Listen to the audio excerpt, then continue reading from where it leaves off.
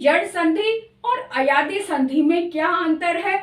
यण संधि जिसमें य व से पहले कोई आधा अक्षर आए वहां पर यण संधि, जहां पर य व से पहले पूरा अक्षर आए वहां पर अयादी संधि। सिंपल सी बात है, इस बात को आप हमेशा याद रखोगे और बार बार अभ्यास करोगे, बार बार प्रैक्टिस करते रहोगे तो वो चीज रट जाएगी, हमेशा के लिए आपके दिमाग में वो मिक्स हो जाएगी, वो मतलब कि गहरे में उतर जाएगी, तो आप कभी नहीं भूलोगे। तो आज विकल्पीय प्रश्नों के आधार पर हम अभ्यास करेंगे संधि का। स्वर संधि मैं लेकर आई हूँ। स्वर संधि के आधार पर हमने ऑप्शन दिए हैं, 4 ऑप्शन है, ये शब्द लिखे हुए हैं और शब्दों को पहचान कर हमने सही विकल्प पर टिक का निशान लगाना है। तो यदि अभी तक आपने सब्सक्राइब नहीं किया तो जल्दी से सब्सक्राइब कर दो, लाइक लास्ट में करना, अगर पसंद आए तो लाइक कर देना, नहीं तो डिसलाइक कर देना, कोई बात नहीं, लेकिन पूरा वीडियो देखने के बाद डिसाइड करें। और अगर आपको लगता है कि अच्छा वीडियो है, बाकी बच्चे भी देखें, तो आप शेयर करना मत भूला करो, अधिक से अधिक शेयर करें ताकि बाकी बच्चे भी फायदा उठा सकें। तो स्टार्ट करते हैं आज की क्लास संधि विकल्पीय प्रश्नों के साथ। अब यहाँ पहला प्रश्न हमारे पास शब्द है स्वागत। हमने बताया था कि य या व के पहले, व या य से पहले अगर कोई आधा अक्षर है यानी आधा कोई व्यंजन है तब वहां पर यण संधि होती है, और यदि य या व से पहले कोई भी पूरा अक्षर है तो वहां पर अयादी संधि होती है। ये छोटी सी बात आपने हमेशा याद रखनी है, इसलिए बार बार मैं रिपीट भी करवा रही हूँ ताकि अगर आप भूल भी जाए तो फिर से याद आ जाए। अगर हम इसको विच्छेद करते हैं तो शब्द बनता है सु प्लस आगत। क्या बनेगा? सु प्लस आगत, है ना। तो आगत का अ और सु का उ, उ और आ जब मिल जाता है तो उ से व हो गया, व में आ मिल गया तो वा बन गया, और स जो है वो आधा रह गया, है ना। तो इसलिए इस तरह से यहाँ पे स्वागत शब्द बना। स्वागत है, इसका मतलब आधा अक्षर है तो हम इसका मतलब यण संधि हमारा बिल्कुल सही ऑप्शन है। उसके बाद देखो सर्वोत्तम है, इसको अगर हम विच्छेद करते हैं तो बनेगा शब्द सर्व प्लस उत्तम, है ना। सर्व प्लस उत्तम यानी कि अ और उ मिलकर ओ गुण हो गया, तो ओ गुण हो गया यानी कि ये गुण संधि हो गया। ऐसे ही वसुधैव है, वसुधैव को अगर हम विच्छेद करें तो शब्द बनता है वसुधा प्लस एव, है ना। वसुधा प्लस एव बनेगा। तो इस तरह से हम इसको पहले लिख लें कि इसका विच्छेद रूप क्या है, वसुधा प्लस एव।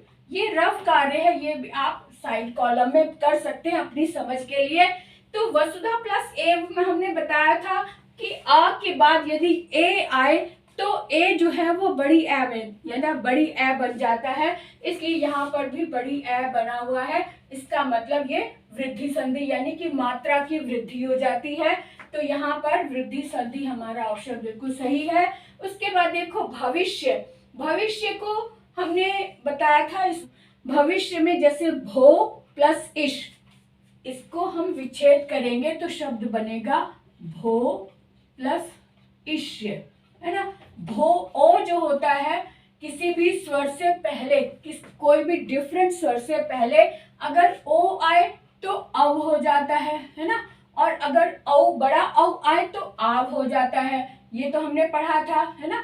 तो जब हमने ये देखा कि भो का अव हो गया तो यहाँ पर भ ये बचा, है ना। तो अगर हम इसको मिलाएंगे तो इस भ में अ मिला तो भ पूरा हो गया, है ना। और व, ये व है, व में ये ई मिल गया तो वी हो गया, है ना। और श बचा, ये इसके साथ मिल गया तो शब्द बन गया भविष्य, है ना। यानी कि ओ जहां आए ओ का अब हो जाता है। और मैंने बताया था अभी भी कि व या य से पहले कोई पूरा व्यंजन आए, आधा ना हो, पूरा अक्षर हो, तो वहां पर अयादी संधि होती। कौन सी होती है? अयादी संधि होती है। तो इसका मतलब यहाँ पर भी हमारे पास अयादी संधि का ऑप्शन है और हमने इसको टिक कर दिया। क्लियर है ना। आगे देखते हैं अत्यावश्यक। अत्यावश्यक का मतलब है कि इसको अगर हम विच्छेद करें तो अति प्लस आवश्यक बन गया है ना। अति का मतलब ई की मात्रा आ गई, यानी कि ई जब आता है तो य बन जाता है ना। तो ई जब आता है तो य बन जाता है, और य में आ मिल गया तो या बन गया। और यहाँ पर भी वही बात है कि यदि य या व से पहले कोई आधा अक्षर आए तो वहां यण संधि होती है। बिल्कुल क्लियर है ना। तो इसका मतलब यहाँ पर भी यण संधि है, तो यण संधि पर हमने टिक लगा दिया। इसको अगर हम विच्छेद करके बताएं तो ये शब्द बनेगा अति प्लस आवश्यक, है ना, आवश्यक। और इसको भी मैं लिख दूं कि विच्छेद कैसे होगा, भो प्लस इष्य, ये हमने समझ लिया है ना। तो यहाँ पे यण संधि होगी। उसके बाद देव्यर्पण। देव्यर्पण में भी देवी, इसको विच्छेद करेंगे तो देवी प्लस अर्पण, यानी कि ई आया पहले पूर्व पद में, ई आया है तो ई का य बन गया है ना, और अर्पण का अ मिल गया तो य पूरा बन गया। तो देवी प्लस अर्पण शब्द बना है, तो इसके अनुसार हम फौरन समझ गए कि यहाँ पर भी कौन सी संधि है, यण संधि है, क्योंकि ई का य बन गया है ना, ई का य बन गया, और इस य में अ मिल गया तो य पूरा हो गया है ना, य पूरा हो गया य। और यहाँ पर व में से ई हट गया तो यहाँ आधा व बचा, आधा व बचा, यानी कि व्य, देव्य हो गया, देव्य। और अर्पण ये इसके साथ मिला लिया, देव्य अर्पण, य में अ मिल गया तो अर्पण बन गया। तो यहाँ पर भी इसका मतलब यण संधि हमारे पास क्लियर है। मैंने जानबूझकर यण संधि के उदाहरण अधिक दिए हैं ताकि यण और अयादि संधि को हम अच्छे से समझ सके। अब यहाँ पे मध्यवालय है। मध्यवालय का मतलब है कि इसको अगर हम विच्छेद करते हैं तो शब्द बना मधु प्लस आलय। क्या बनता है, मधु प्लस आलय बनता है ना। इसको भी मैं लिख के बता दूं, मधु प्लस आलय, इसका विच्छेद रूप इस तरह से बनेगा, मधु प्लस आलय।